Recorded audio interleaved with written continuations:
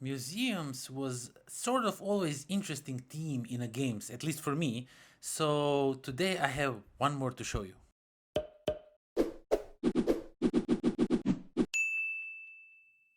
What's up, everybody? Welcome to the Life of a Board Gamer. My name is Daniel, and today we are going to take a closer look at a game called Curators. Now, I said I like museums, but I never show that many games. I never review that many games with museum team, and there is a lot of them, but I like to play them. I don't know why, but every game I played so far that has a museum team was fun for me. So, was this one? Let's get down to the table and let me show you what you get in here, and then we'll talk some more about it. Okay, let's open the curators and see what game we have in here. So first of all, you get little like this score sheet so you can score your points at the end of the game. I mean, it's okay to have it, but it's not really necessary. Then you get four rule books in four different languages, so you are pretty much covered regarding the rules. You can find them in all sorts of languages. So what this game is about is it's like a patchwork but with more steps, I would say. So each of the players will get one of these boards, and on this board over here you will keep some of these artifacts that you will collect throughout the game, and over here you will have visitors, and those visitors, they will come and bring you an income for the turn, and you will keep other stuff over here. And basically on these two entrances you will be building these different rooms, and you will connect them however you want to score some extra victory points to exhibit your archaeological finds and whatnot in your museum, and whoever has the most points at the end of the game is the winner. And on this board over here you will be able to purchase some of those artifacts, because once you use your roll, there's a few different rolls. I will explain you how they work in a second. Well, once you use one of your rolls to collect some artifacts will also show up over here depending which color you take. There will be black, blue, and red. I almost said green. Black, blue, and the red artifacts will show up, and you will be able to pick from them, maybe buy some for them, try to figure out what's the best strategy you want to go for. So, talking about artifacts, we have these guys over here. So those are that artifacts. These are represented by these little chits, and they're fairly nicely thick components. Cardboard, all of the cardboard in this game is really nice thick cardboard. It's definitely not cheap made. It feels really good. It's like super thick and everything. So yeah, that's a plus in my book. And of course we have some visitors over here, these little tiles, and most of them are, I mean, they do repeat, but they were sure enough to create all kinds of different people going on these tiles, which is super cool. I really like that. It gives a little bit of like diverse look to the game. This will be like the end game tile that will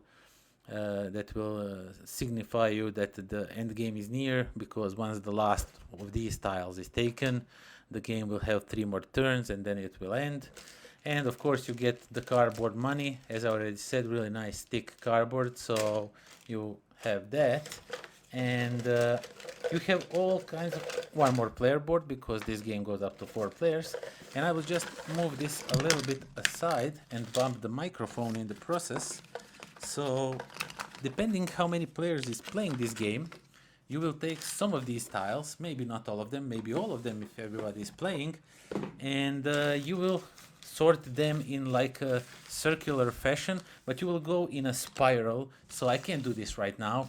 It really is not necessary. So you can do them like in a spiral thingy going on, and with this thing in the middle.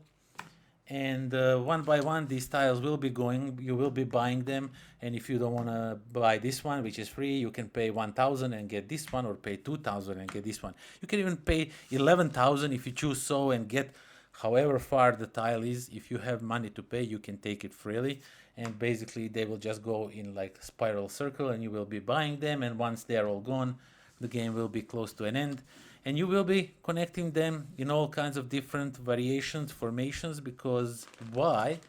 Well, that is because you will have these cards at your disposal. So we have cards, let me just We have these cards that are like extra stuff that you can play with that will change the game a little bit. Maybe tell you that some stuff score more or other stuff will score that usually don't score, stuff like that. So we have these cards, and there's no that many cards. I think there's like a 4 cards the most, and everything else is just cards in different language, which is really cool if you ask me. And then you have these like quests, let's say, and you have the ones with the red and the ones with the black, and these are a little bit harder to fulfill. And what they tell you is, of course, there's a like a little cheat sheet to explain you what each of the abilities do, which I will tell you last because that's the most interesting part of the game. And basically, if you, let's say, for example, have this card and you have this combination of blue, red, it doesn't matter. It doesn't have to be tile shaped like this, like this. It doesn't have to be that shape. You just need to have somewhere in your museum this pattern, and you can score extra 3 points. Or if you have this pattern, you can score 4 points because it's a little bit bigger. And of course, you have to have artifacts in those rooms to be able to score. And of course, the black ones give you more points, but they are a bit harder to achieve. But they're not unachievable, but they can be pretty hard. And how the game itself works is absolutely awesome thing, which we will be talking a little bit more in a second while I show you these. So I'll just move these aside.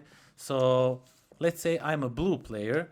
I will put all of these tokens in front of myself, and each of these tokens has one type of action. So this one is auctioneer, or you can auction artifacts on your, or you can go buy find artifacts. You can build rooms. You can put artifacts in your museum, or you can just take income. And what the thing does is, let's say for example, I decided I want to like build museums. So I will use this guy. I will build my museum, and then I will flip it on this side. And now what happens is, on the other side, he has a different icon. He has a money icon, but I already have a money icon on this one, which means that now when I activate the money, collecting money from the visitors, I get double money. And it goes for everything. If you want to go to search for some artifacts, you will find some extra artifacts. If this one is flipped on this side, and now you have 2 of these. And you have to do both of them, and basically you will be boosting up your main action with this like extra action tile, and you are careful what you want to do, in which order, in which turn to flip, to always have ability to use something on a double, because that will bring you the most stuff. And basically that's everything that comes in Curators. Okay, so that was Curators. And to answer the question, did I like it? Yes, I did. I really did. Now, why did I like it? Well, first thing first, when I saw the designer looking for somebody to review the game, and as I said, I like museum themes for some reason. It is strange to me because I don't visit museums. I don't have much interest in museums, but in games, I like them. I don't know why. So yeah, I saw a theme of the museum. I saw like a little patchwork thingy going on with those tiles going in a circle, or over here they are in a spiral. But then you are picking them, you are putting them in different. So it has polyominoes, it has museums, and I was all up for it, and I wanted to see what it is all about. That's all I knew when it arrived. And once we played it, I realized it is such a great game, just because of the, not just because, but mainly because of the mechanic it has. And that mechanic is with those that I show you, just those actions that you have, that 5 different actions. And once you use that action, you flip it on the other side, and now some other action maybe has like a boosted ability. And trying to figure out that puzzle while you are doing the puzzle itself, because you need to score those cards, and you need to take all the right exhibits, either they are black or red or blue, and put them, and you have to like not overstack on some of them because you don't have rooms for them. Because let's say for example you have 5 blue rooms and 2 black rooms, you really don't need red so far. I mean, maybe in the future. So balancing everything, it is even more trickier than you would think, and that's why I like it. I was actually expecting like a little bit of like a patchwork with some extra work, but this game can be really thinky and can be really, really strategic. This is not an easy task. I mean, it's not heavy. The rules are pretty simple. It's one of those games where you read through the rules and you really don't need to read again. You understand everything, but then mastering the game, figuring out that little puzzle of when to flip what tile, when to activate what action, and you see that some people are going for the stuff that you want on the table, and now you have to figure out, do I want to wait for the double action and risk it? Maybe they're not going for that, or do I want to like put everything I have, like that small action, and just go for that tile, pay as much money as I can just so I can score, because those cards are pretty hard to make the rooms in that particular order. That's not an easy task. And once you see a tile that's like a perfect for you, and you really don't want anybody snag it, because once it's gone, it's gone. There is no, oh, the similar one will appear. No, it won't. So you have to be really careful about that.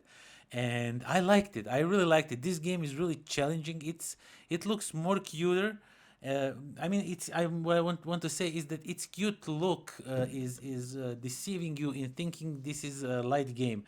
By all means, it's not a hard game, but it's definitely somewhere in between. You have to think a little bit about your moves. You can't just wing it, like pull the lever down and just go down the hill and hope for the best. So you have to think about your turns and your that action thing going that you do with those tiles. It's just absolutely great. I loved it so much that I want to see more games imploring that action. You know, I don't know. I just like how it works, and I would like to see more of that. So that are Curators, a really thinky and challenging game of polyominoes patchwork thing going on somewhere around those lines. And if you like something like that, if you are up for something like that, definitely check it out. And please do join me next time when I will be washing my car. And in the meantime, you can check out my Patreon. There's all kinds of different rewards over there. Or you can just subscribe, like this video. Tell me in the comments below, do you like museums or not? Why not? Why do you like them? Why you don't like them? Basically, you can do anything, and I will be grateful about it. So yeah, that is it. Until next time. Pozdrav. Museum was always sort of interesting theme in games, at least for me. And I have one more. Have I previously showed any? Museums was museums.